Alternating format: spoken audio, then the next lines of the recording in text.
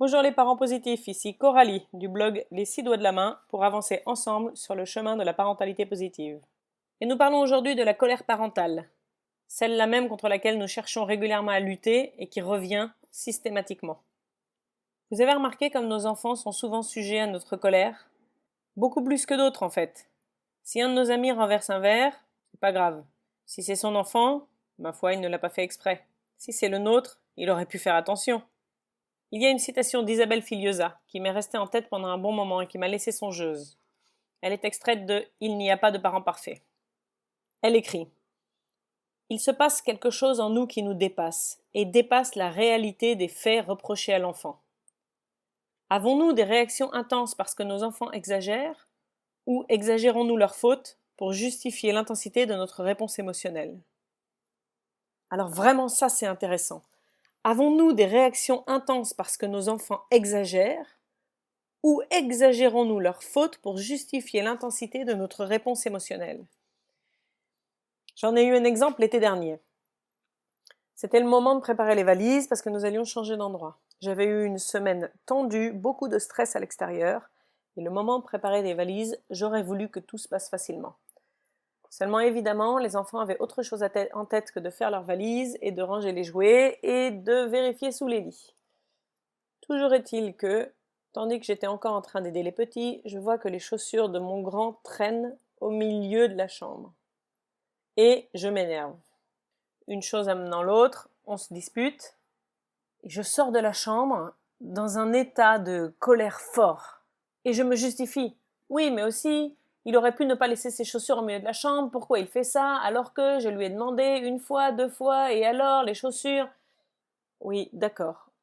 Lorsque je me cale, je me dis, alors attends, il avait laissé les chaussures au milieu de la chambre. Soit il n'aurait pas dû.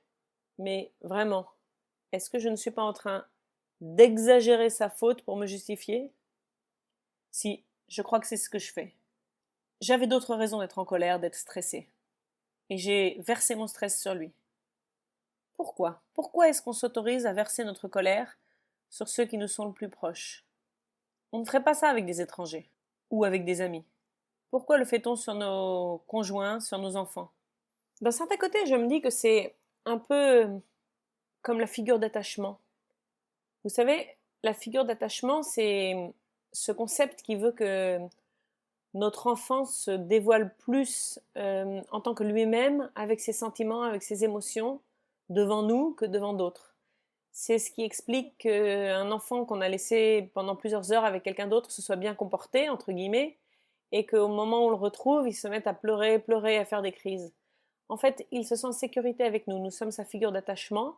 Il peut se montrer tel qu'il est, avec ses stress, avec ses peurs, avec ses difficultés. Parfois, je me dis que la figure d'attachement, ça marche aussi dans l'autre sens. Nous aussi, nous pouvons nous montrer tels que nous sommes devant notre famille. Nous n'avons pas de risque qu'ils nous abandonnent. Nous sommes en sécurité. Pour autant, c'est intéressant d'y réfléchir pour éviter de trop l'utiliser parce que c'est pas ce qui va nous aider à rendre nos relations harmonieuses en famille. Alors, je sais que on ne se débarrassera jamais de tout ça parce que, comme le dit Isabelle Filiosa dans cette citation, il se passe quelque chose en nous qui nous dépasse. Oui, il se passe quelque chose en nous qui nous dépasse et il se passera toujours quelque chose en nous qui nous dépasse. Au fur et à mesure qu'on avance sur le chemin de la parentalité positive, on apprend. On apprend à mieux se contrôler, à mieux s'écouter, on apprend à exprimer notre colère d'une autre façon, de façon beaucoup moins blessante que ce qu'on avait l'habitude de faire avant, et on apprend à mieux gérer les situations. Pour autant, de temps en temps, il se passera encore quelque chose en nous qui nous dépassera. Et lorsque ça arrive, nous avons le choix.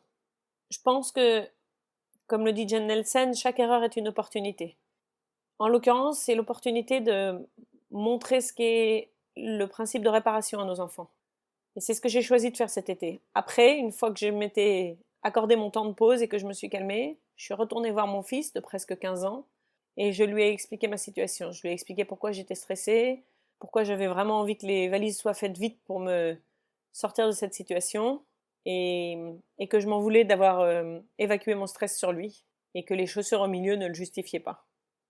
Je pense que en faisant ça, je lui ai d'une certaine façon donné un modèle de ce qu'on peut faire quand la situation nous échappe, quand ça nous dépasse. Et depuis, je l'ai vu lui-même le faire.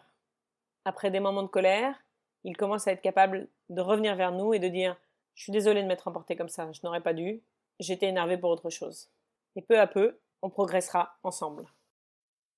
Voilà, c'était la réflexion du jour. J'espère que ça vous aura aidé dans votre cheminement. Si ce podcast vous a plu, n'hésitez pas à le partager. Et vous pouvez aussi suivre la page des 6 doigts de la main sur Facebook, sur Instagram, sur Twitter. À bientôt!